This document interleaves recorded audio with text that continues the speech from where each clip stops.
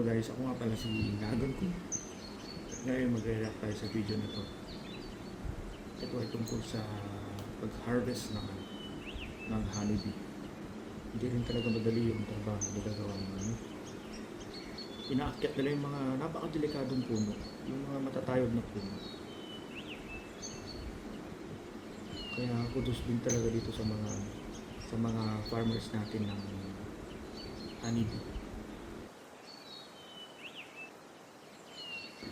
Tapos kung mapapansin mo yung mga gamit nila, puro mga nakukuha sa bundok. Kagaya nitong mga na to, ginagamit nilang panali, mga baging.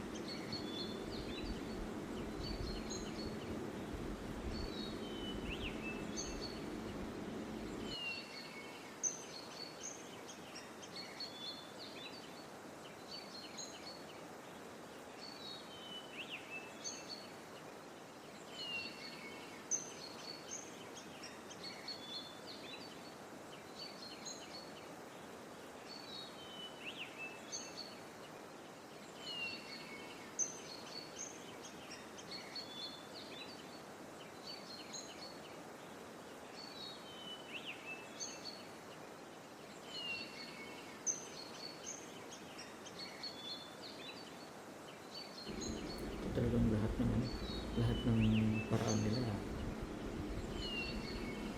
talaga makabundok. Makabundok na.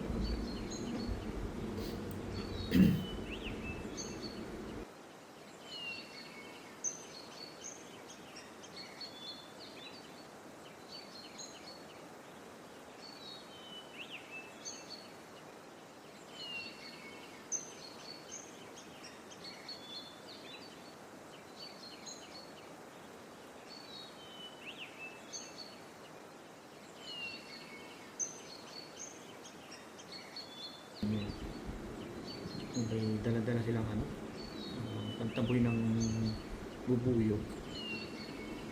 Diba? Sino bang nasubukan na niyang nasubukan niya na bang kagat ng bubuyog? Diba? Kahit isang bubuyog lang yan. Sobrang sakit, putik.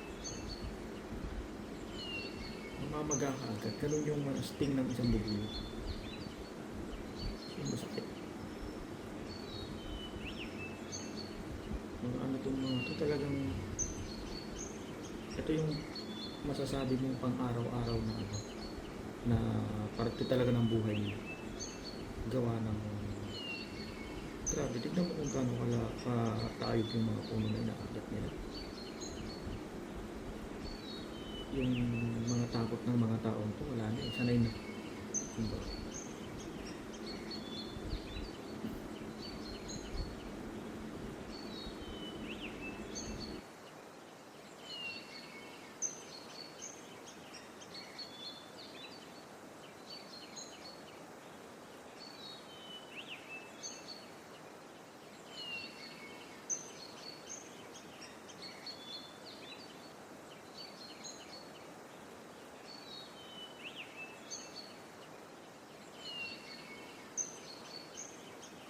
Ginagamit nilang pampausok. Para siyang dahon ng guyabano.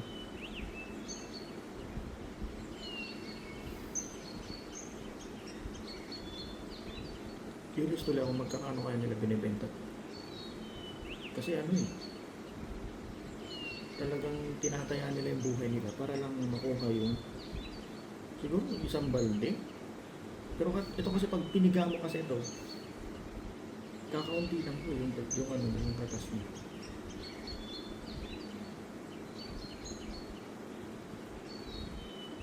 Siguro sa lugar nilang mahal ito. Hindi biro yung pag-harvest.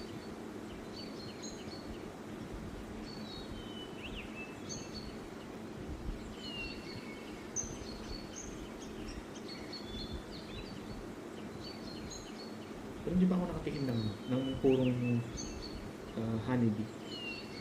Madalas kasi yung mga binibenta, lalo na sa atin. Di ba yung may halong asukal.